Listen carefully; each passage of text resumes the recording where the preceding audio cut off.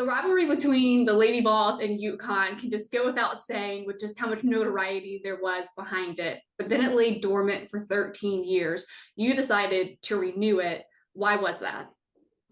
Yeah, 13 years was probably long enough. And I talked to Pat about it and asked her, she said no, I wasn't going to do it. So it was about what she wanted, and she said, yeah, sure, why not? And so, yeah, I renewed it. The game might have gotten too big for itself. And then, the rivalry ended because of recruiting violations that was deemed to maybe be on UConn's side. So at the time, do you think it was the right move to put the rivalry on pause? It was at the time. It was at the time in the thoughts that were going with Pat and our staff. It was at the time. I don't think there was any regret in doing that. Pat just was a firm believer in certain things, and she just stuck to her guns. What was it in that conversation? You said you wouldn't renew it if she was against it. Why was she for it? I think time had passed, and you get older and you mellow out a little bit, and it became less important the reason why we quit as the years went on. You were there when it started. You were there in the height of the rivalry. What was it like watching that in real time from the sidelines? Yeah, it's crazy. The first time we met, we were ranked number one. UConn was undefeated. We were playing up there, lost, and then we met them in Minnesota, and UConn won their first national championship. And I think they went 35-0, and that probably right there started the rivalry when we're ranked number one and we go to stores and get beat, and then they win the championship. That probably right there started the whole thing. When you can look at all of the rivalries lined up or all of the meetings lined up, which game stands out to you most? Yeah, I think probably, and this is we played UConn in an Elite Eight to go to the game to get into the Final Four. And that was our Cinderella season. The same year we got beat by Connecticut by 15 in stores, and so we're meeting for the second time, and we won by 10 to go to the Final Four and went on to win a national championship. So I think out of all the games, that's my most memorable, just because we weren't supposed to do it. We were struggling that year to trying to find our way.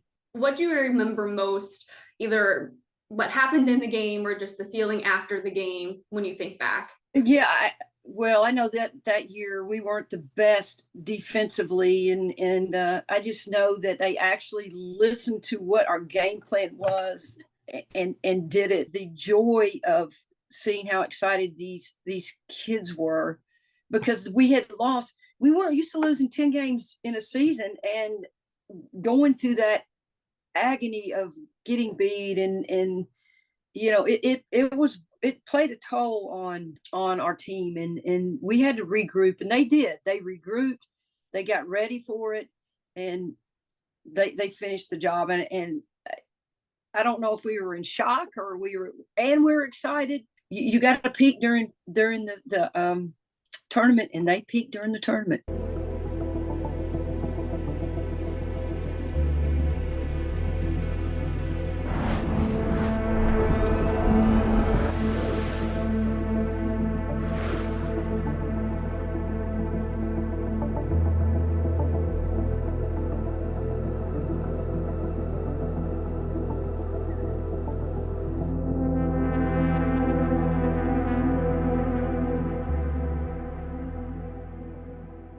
When you hear Gino talk, just earlier this week, and he reflects on the height of the rivalry, it's like you look out onto the court and there's 7 or 8 Hall of Famers, and at the time you knew they were going to be Hall of Famers. What was that like so early on in the growth of women's basketball to see so much unreal talent on the court going back and forth? Yeah, I think both teams got the opportunity to get great players, and because of the exposure, because of being ranked number one, yeah, there was a lot of talent on the court pretty much every time we played UConn. Do you think this is the type of rivalry that really connects the current players to the alumni? Oh, absolutely, because I'm sure they're getting phone calls from the alumni saying you better win the game. So I think alumni, you reach back on what your rivals. When I played, it was oh my God, Old Dominion and Louisiana Tech, and those are not rivals anymore. So it kind of evolves, and I think the old alumni are like, yeah, this is our game. That this was we had it marked on the calendar. What was it like watching Pat Summitt coach in that game, the week of preparation leading up? Just how much different did those weeks and games feel? Yeah, I think we always tried to make it the same. We tried to prep the same. We tried to get our kids, but you couldn't. I mean, it just was. It was like Tennessee football playing Alabama. I mean, it's heightened a little bit more, and you just try to not get your emotions involved in it. You just try to get them prepared, and I think that's what she did. And of course, the coaches behind the scenes can talk about we got to do this and this, but I think she tried to put it in perspective for the kids, like this is another game and this is what we need to do.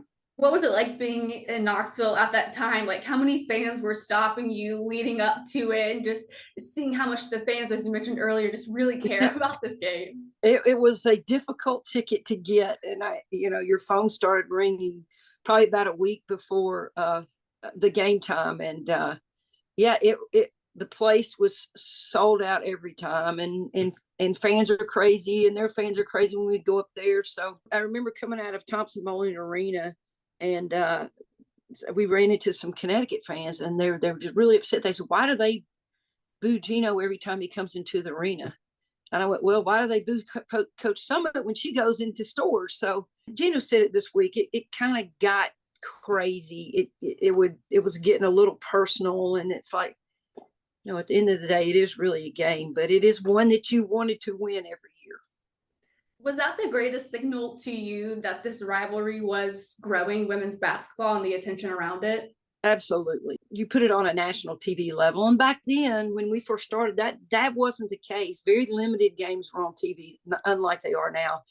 And that was the game that they put on every year, and everybody wanted it. Those players on both teams and this game and that game got the attention of these young kids. Just like you see these young kids watching South Carolina or watching Iowa or LSU and Southern Cal, that kind of hype, it wasn't as many teams, and now teams are more talented, better coaching. So it just kind of started the whole run, I think, nationally known for women's basketball. What kind of excitement do you have to see that it's back on the calendar? The Lady Vols are ranked once again, and how are you feeling now that it's coming back here and it's starting again in Knoxville? I'm excited for it. I think Kim's done a great job, and it's a little, you're in the middle of your SEC, and that's honestly the most important thing for you. And then you throw in UConn. It's like, really, can we not just get somebody that maybe we can, play a lot more people? I know a lot of people that are older are more excited about it, maybe than newer fans. But yeah, it'll be a great atmosphere. It always is. It always will. It's probably going to be the best atmosphere that they've had all year there because it's Connecticut. How much do you hope maybe it gets back to that strictly with just what's going on the court without the outside? Yeah, I think anytime you can get the interest in women's basketball and with the University of Tennessee, absolutely. I think it's great. I think it's great for women's basketball. I think that's what players want to. They want to play in that atmosphere. Not a better way to do it than sell out crowds in Connecticut and at Tennessee. What do you think will be the key for Tennessee to maybe pull off this upset? Yeah, they got to turn them over. They got to turn them over, and they do that obviously in full court. UConn's offense is so solid. They got to be solid on defense. And I worry about anyone coming in and have a big post presence inside. That's been hard for Tennessee to defend this year. But they've got players in place. They play extremely hard. The fans will be hyped, and I think it's going to be a close game. And Tennessee just again needs to turn UConn over and get easy baskets. Absolutely. Well, Holly, I appreciate your time. Absolutely. Thanks for having me. I appreciate it. Of course.